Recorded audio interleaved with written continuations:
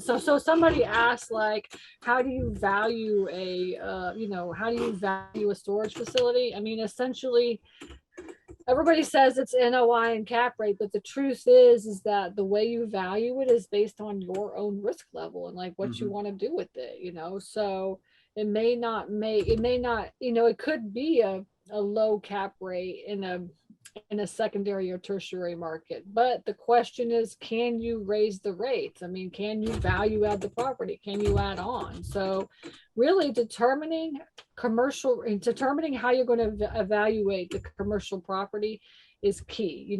Commercial real estate investing is just not black and white. It's just not anymore. It just can't be.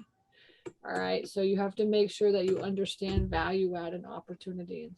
I think a lot of it has to do with what that person wants from their investment, right? Like we have all of our assets that we own cash flow, and so I don't need everyone to cash flow as a home run. I really don't. Like they're holding items, they're growing items, and we're happy with the returns that we're getting.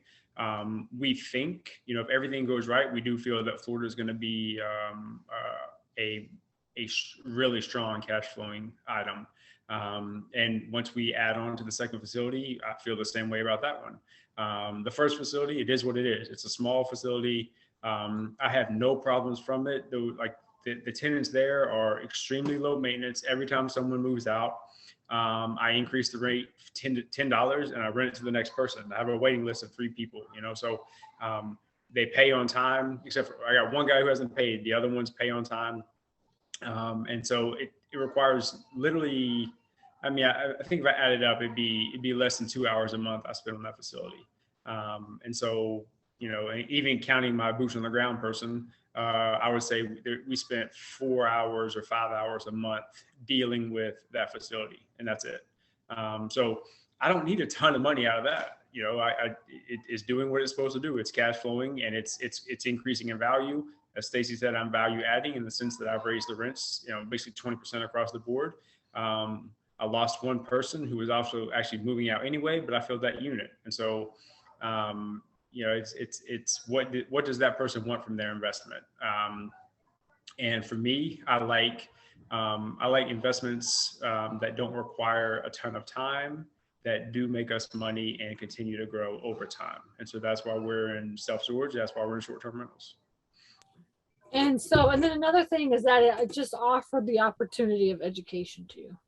Mm-hmm. So, because getting in and buying something that's small, I mean, and just learning how it is, I mean, there's more value than that than most other things anyway. So I think we should add that to your list.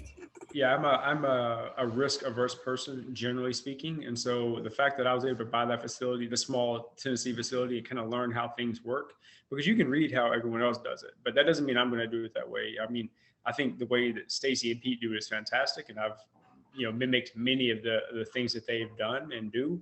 But there's a few things I've done a little bit different because it works better for us.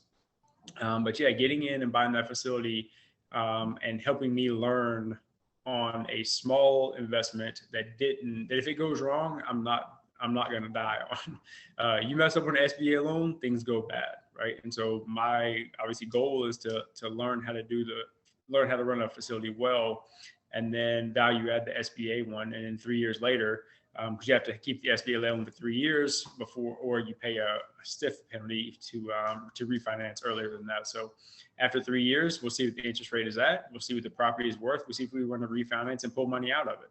We'll see. We'll cross that bridge when we get to it. You should definitely be able to double the value of that property, though. Yeah.